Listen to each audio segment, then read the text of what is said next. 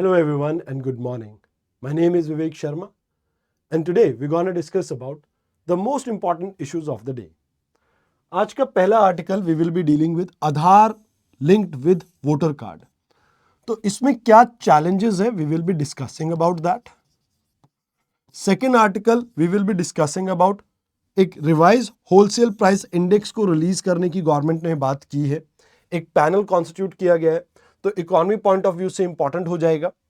Then hydrogen gel cancer treatment के लिए use किया जा रहा है. हमने लोकली इसको बनाया है तो we will be talking about this. इसकी क्या इंपॉर्टेंस है we will be studying that. फिर प्लास कैट के बारे में प्रीलिम्स पॉइंट ऑफ व्यू से हम कुछ इंफॉर्मेशन जानेंगे. आइए एक एक करके इन सभी इंफॉर्मेशन को जानते हैं. But before starting with the topic let me tell you, if you want to download the PDF of this entire session, आपने करना है इस क्यूआर कोड को स्कैन. आप पहुंचेंगे मेरे टेलीग्राम चैनल पे एंड जहां से डेली बेसिस पे आप इस पीडीएफ को डाउनलोड कर सकते हैं. आइए शुरुआत करते हैं आज के पहले आर्टिकल से. देखिए, अगर हम वोटिंग की बात करें तो ये हमारा कॉन्स्टिट्यूशनल राइट की कैटेगरी में आता है. ये क्या है, हमारा कॉन्स्टिट्यूशनल राइट है. एंड यहां पर गवर्नमेंट अभी क्या कर रही है, आधार कार्ड को इससे लिंक कर रही है ताकि वोटर कार्ड्स के रिलेटेड जो फ्रॉड्स होते हैं उनको मिनिमाइज कर सके. बट इससे कुछ चैलेंजेस और कुछ प्रॉब्लम्स हमारे को देखने को मिल रही हैं एसोसिएटेड. तो सबसे पहले हम जानते हैं कि क्या बेनिफिट मिलेंगे एंड फिर उन चैलेंजेस को हम समझने की कोशिश करेंगे. सबसे पहला जो बेनिफिट है, आधार कार्ड की वजह से you can remove the duplication. जैसे मान लीजिए एक पर्सन है राजू. इस राजू ने, मान लीजिए ये बिलोंग करता है स्टेट ऑफ हरियाणा से और ये रह रहा है दिल्ली में.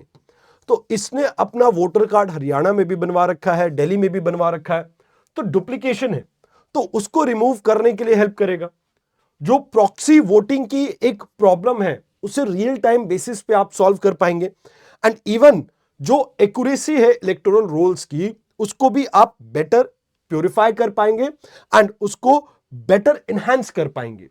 तो ये चीजें यहां पर आपको बेनिफिट के तौर पे देखने को मिल रही है. एंड कहीं ना कहीं आप ये कहिए कि इलेक्टोरल एफिशिएंसी इससे इंक्रीज होगी because with integration of technology आप रिड्यूस करेंगे मैनुअल एरर्स. जो ह्यूमन एरर होते हैं आप उनको रिड्यूस कर पाएंगे. बट इससे एसोसिएटेड बहुत सारे चैलेंजेस भी हैं. चैलेंज नंबर 1, प्रिवेसी का चैलेंज. देखिए, आपको सभी को पता होगा आर्टिकल 21 जो है वो डायरेक्टली आपका डील करता है किससे, राइट टू प्रिवेसी से. अब ये जो राइट टू प्रिवेसी है, अब वोटिंग के लिए आप आधार कार्ड के डाटा को यूज कर रहे हैं और आधार कार्ड में पर्सनल डिटेल के अलावा आपके बायोमेट्रिक इंफॉर्मेशन भी स्टोर्ड है. तो कहीं ना कहीं आपकी प्रिवेसी के ऊपर ब्रीच हो सकता है. तो दैट्स व्हाई कहीं ना कहीं एक कंसर्न ये है. दूसरा कंसर्न यहां पे आता है कि भाई आधार कार्ड सिटीजनशिप के लिए आपका प्रूफ नहीं है. कोई भी रेजिडेंट, जैसे मान लीजिए जैकलीन फर्नांडिस है, वो बिलोंग करती है श्रीलंका से, इंडिया में रह रही हैं, तो कोई भी रजिस्ट्रेशन इसका करवा सकता है. बट वोटर कार्ड सिर्फ सिटीजन्स को इशू होता है. तो वो आपका एक प्रूफ ऑफ सिटीजनशिप हो सकता है, बट आधार कार्ड इस चीज के लिए वैलिड नहीं है. अब इसके बाद तीसरा जो सबसे बड़ी बात आती है कि भाई डुप्लीकेशन एंटिटी को आप रिमूव कर रहे हैं, बहुत अच्छी बात है. बट माइग्रेट कर रहा है कोई पर्सन, जैसे हमने राजू का एग्जांपल लिया था, तो राजू को सबसे बड़ी प्रॉब्लम क्या है कि वो अपना आधार नंबर मेंटेन करना चाहता है अपने परमानेंट एड्रेस पे, एंड टेम्परेरी एड्रेस पे वो काफी लंबे समय तक रहेगा.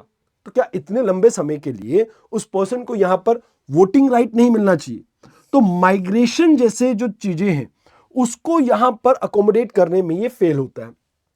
फिर टेक्नोलॉजी का लिमिटेड स्कोप है, क्योंकि भैया देखो, आप कई बारी देखते हैं कि आधार कार्ड में बायोमेट्रिक फेल हो जाते हैं या कुछ जैसे चीजें देखने को मिलती हैं कि भाई बूथ कैप्चरिंग होगी. तो ये सभी घटनाएं जो हैं ये टेक्नोलॉजी फ्रंट से आप सिर्फ आधार से लिंक करके इस चीज को खत्म नहीं कर सकते. तो यहां पर आपको उसके बियॉन्ड भी मूव करना चाहिए. And there is a high risk of exclusion of those people जो शायद लेजिटिमेट वोटर्स थे यहां पे. तो अगर आधार की बात की जाए, ये एक 12 डिजिट का एक यूनिक आइडेंटिफिकेशन नंबर है जिसमें आप ये कह सकते हो कि इसे इशू किया जाता है unique identification authority of India के द्वारा. इसमें ना केवल आपके बेसिक डाटा को स्टोर किया जाता है बल्कि आपके फिंगरप्रिंट्स और आइरिस स्कैन को भी इसमें इंक्लूड किया जाता है यूनिक आइडेंटिटी के लिए। अब ये जो यूनिक आइडेंटिटी है ये सिर्फ एक ही इंडिविजुअल को मिलती है एंड ये गवर्नमेंट की सर्विसेज अवेल करने के लिए आपके लिए काफी इंपॉर्टेंट होता है। जैसे फॉर एग्जांपल गवर्नमेंट की किसी स्कीम का बेनिफिट उठाना है तो उसके आइडेंटिफिकेशन के लिए इसे यूज किया जा सकता है। बट हाँ, इससे रिलेटेड एक सबसे बड़ा जो कंसर्न है हमारे सामने वो प्रिवेसी का है। ऑल्दो यहां पर मल्टी लेयर सिक्योरिटी इंश्योर की गई है बट स्टिल प्रिवेसी एक कंसर्न है, तो हमें इंश्योर करना होगा आधार और वोटर डाटा का सोली उसी पर्पस के लिए यूज हो जो इंटेंट में बताया गया है। आपको रेगुलर ऑडिट करना होगा इलेक्टोरल रोल्स का, ताकि ये जो फ्रॉड वोटर्स हैं आप उनको एलिमिनेट कर सकें। आपको अवेयरनेस जनरेशन के ऊपर फोकस करना होगा ताकि ज्यादा से ज्यादा लोग अपने वोटर कार्ड्स को आधार से लिंक कर सके। और जो सिस्टमैटिक इश्यूज है, फॉर एग्जांपल यहां पर इलेक्टोरल रोल्स की मैनेजमेंट से रिलेटेड या अकाउंटेबिलिटी मैकेनिज्म से रिलेटेड कि भाई अगर किसी पर्सन का इलेक्टोरल रोल में नाम नहीं आया है तो यहां पर कौन ऑफिशियल उसके लिए जिम्मेवार है, आपको वो अकाउंटेबिलिटी मेजर्स को भी यहां पर स्टैब्लिश करना होगा।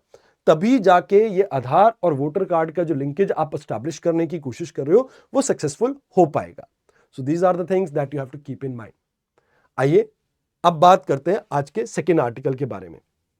Second article is related to government ने अभी एक पैनल कॉन्स्टिट्यूट किया है ताकि होलसेल प्राइस इंडेक्स को अभी प्रेजेंट एरा के अकॉर्डिंगली एडजस्ट किया जा सके। वैसे तो होलसेल प्राइस इंडेक्स आपके गुड्स के जो प्राइस होते हैं जो बल्क में ट्रेड होता है, होलसेल लेवल पे ट्रेड होता है, उसको दर्शाता है। इसे office of economic adviser release करता है जो कि मिनिस्ट्री ऑफ कॉमर्स के अंडर आता है।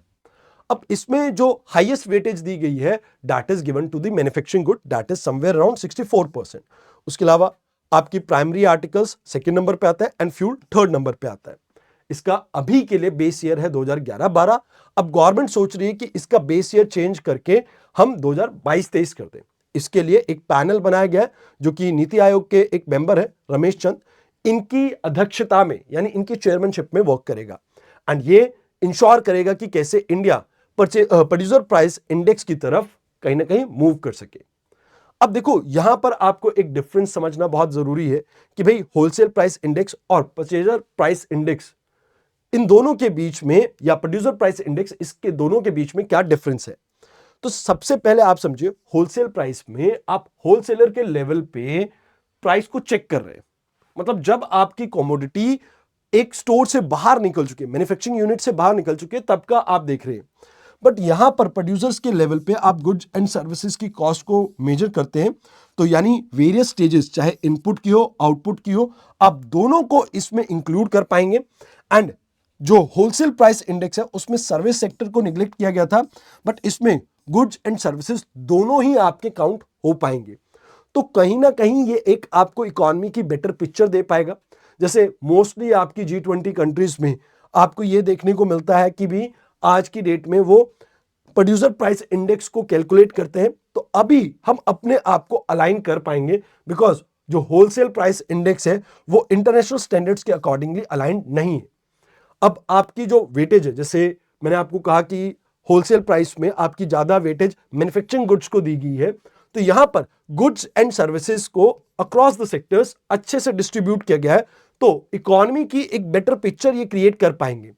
अब इसमें हमारा मेन पर्पस क्या है कि हम जो सप्लाई एंड डिमांड डायनामिक्स है उनको समझ सके एंड हम एग्जामिन कर सके।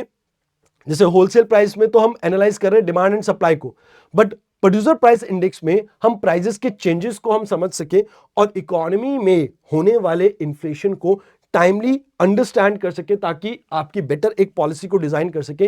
विद दैट ऑब्जेक्टिव हमने इस पूरे WPI को अपडेट या अपग्रेड करने की सोची है। अब इसमें क्या बेनिफिट इसमें से निकल के आएंगे, देखो पॉलिसी डिसीजन आपका इंप्रूव होगा क्योंकि आपको प्राइसेस का ट्रेंड पता है, तो इससे आप फिस्कल और मॉनेटरी पॉलिसी को बेटर मैनेज कर पाएंगे और इन्फ्लेशन रेगुलेट करने में आपको हेल्प मिलेगा। अब क्योंकि आप इंटरनेशनल स्टैंडर्ड से मैच कर गए तो इन्वेस्टर्स का कॉन्फिडेंस इकोनॉमी में इंक्रीज हो सकता है एंड गुड्स एंड सर्विसेज दोनों एरिया में कवरेज मिलेगी आपको, तो कहीं ना कहीं एक होलिस्टिक व्यू मिल पाएगा आपको इन्फ्लेशन के ऊपर। बिजनेसेस को बेटर डिसीजन मेकिंग पावर मिल पाएगी बिकॉज आपके पास प्रोड्यूसर प्राइस इंडेक्स में आप कॉस्ट की चेंज को पहले से एंटिसिपेट कर पाएंगे एंड अकॉर्डिंगली अपने रॉ मटेरियल की सप्लाई को मैनेज कर पाएंगे। लास्ट में मैन्युफैक्चरिंग और सर्विस सेक्टर आपका दोनों बूस्ट होगा, क्योंकि ऑलमोस्ट 55% इकोनॉमी को ये आपका लाइक आप ये कह सकते हो कि अकाउंट कर रहा है यहाँ पे। तो दैट्स व्हाई ओवरऑल जो आपकी इकोनॉमी में अभी जो प्रॉब्लम देखने को मिल रही थी कि भी हम सीपीआई को यूज कर रहे थे एज अ इंडेक्स अपनी मॉनेटरी पॉलिसी के लिए, तो ये एक बेटर अलाइन होगी आपकी इकोनॉमी की नीड के साथ, जिससे आप इन्फ्लेशन की जो प्रॉब्लम है उसको टाइमली एड्रेस कर पाएंगे। अब बात करते हैं आज के थर्ड आर्टिकल की, हाइड्रोजन जेल की। देखो recently IIT Guwahati and Bose institute of Kolkata, इन दोनों ने मिलकर ब्रेस्ट कैंसर की एक मेडिसिन, एक तरकीब निकाली है, एक टेक्निक निकाली है जिसमें इंजेक्टेबल हाइड्रोजन जेल को यूज कर रहे हैं। हाइड्रोजेल, हाइड्रोजेल बेसिकली आपकी वाटर बेस्ड पॉलीमर है जो अब्सॉर्ब और रिटेन कर सकता है किसी भी फ्लूइड को। अब यहां पर इसे डिजाइन इस तरह से किया गया है कि भाई जैसे मान लीजिए किसी की ब्रेस्ट कैंसर है यहां पे, अब यहां पर यह आपकी दवाई को स्टोर करेगा एंड टाइमली जब जीएसएच लेवल आपका इंक्रीज होगा, जो कि आमतौर पे ट्यूमर सेल्स के साथ एसोसिएटेड है, तो ये अपनी मेडिसिन को रिलीज करेगा एंड इसमें हम अल्ट्रा शॉर्ट पेप्टाइड्स का यूज कर रहे हैं ताकि ये इनसॉल्युबल रहे एंड बायोलॉजिकली अवेलेबिलिटी को ड्रग्स की इंप्रूव कर सके। अब इससे फायदा क्या है? सबसे पहली बात, जब हम कीमोथेरेपी को यूज करते हैं तो कीमोथेरेपी में सबसे बड़ी जो प्रॉब्लम आती है वो ये है कि वहां पर अच्छे और बुरे सेल दोनों के ऊपर, यानी कैंसर वाले सेल और नॉन कैंसरस सेल दोनों के ऊपर इसका इंपैक्ट देखने को मिलता है। बट यहां पर क्योंकि हम जीएसएच लेवल के ऊपर फोकस कर रहे हैं, तो इससे आपकी जो साइड इफेक्ट्स है वो मिनिमाइज हो जाएंगे। ड्रग की जो एफिशिएंसी है, ट्यूमर साइट के ऊपर एक्शन है, वो और ज्यादा इंक्रीज हो जाएगा।